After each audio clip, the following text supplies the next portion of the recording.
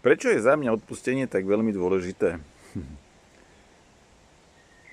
Skúste si v mysli na chvíľočku vybaviť situáciu, v ktorej vám bolo tak strašne ublížené, alebo tvár toho človeka, ktorý vám ublížil. A potom pozorujte svoje telo. Pozorujte, čo sa deje s vašim telom. Niekomu možno zovrie pľuca, niekto sa možno nevie nadýchnuť, niekomu možno zovrie brucho, v niekomu skýpi hnev okamžite, žlč skýpi. A toto je situácia, alebo tento stav tela má jednu veľmi dôležitú vlastnosť, nazvime to, alebo stav. Je to, že vaše telo zostáva v napätí. A vaše telo je v takomto podvedomom napätí neustále, pretože tá krivda sa vo vašom podvedomom mysli, vo vašej podvedomej mysli premieta stále do kolečka dokola. Prečo tento stav nie je dobrý? Z jednoduchého dôvodu. Pretože keď som v takomto stave, moje telo sa nedokáže regenerovať. Naše telo má neuveriteľné regeneračné schopnosti. Naše telo dokáže vyliečiť každú jednu chorobu alebo ochorenie, ktoré v ňom môže vzniknúť. Ale podmienkou je, aby sme mu my nestáli v ceste. A my mu v ceste stojíme práve týmito postojmi, myšlienkami, ktoré v nás vzbudzujú emócie alebo pocity, ktoré nie sú zlučiteľné s regeneráciou.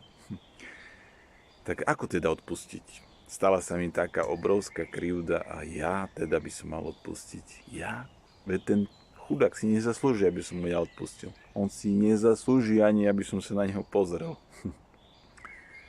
Cesta k odpusteniu vedie cez uvedomenie si toho, čo sa mi vlastne stalo.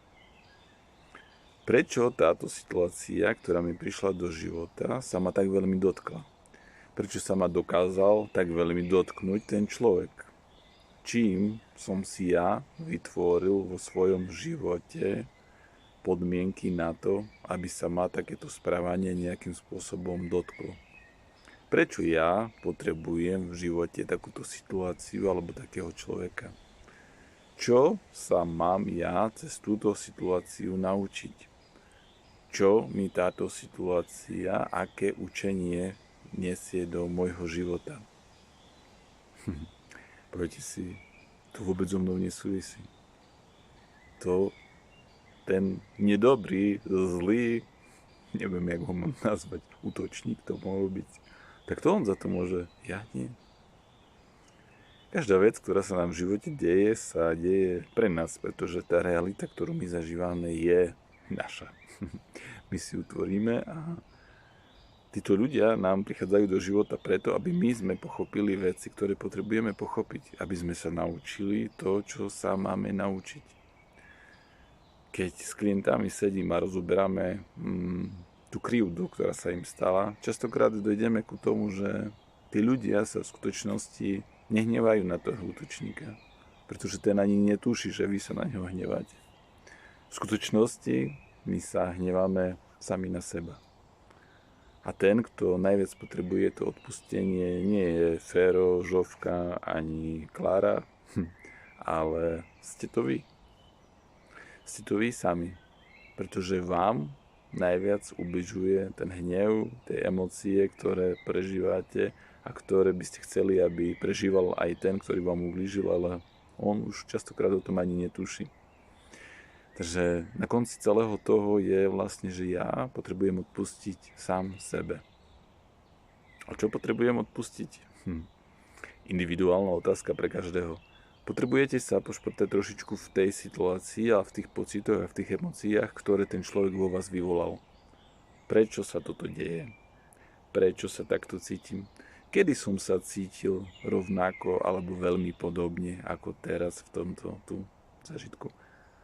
Ako to súvisí s ľuďmi, ktorých som stretol predtým. Možno ten útočník vám pripomenul vášho bývalého partnera, manželku, mámu, otca, babku, suseda, bla bla bla bla bla. Hoci koho z nich. A vy ste nedokázali ešte tam tomu odpustiť predtým a tento vám iba pripomenul, že odpustenie potrebujete ako soľ. v jednej modlitbe je vyjadrené, že nech sa všetko deje pre najvyššie blaho všetkých bytostí. A keď sa nad tým zamyslíte hlbšie, v skutočnosti sa tu nič iné nedieje.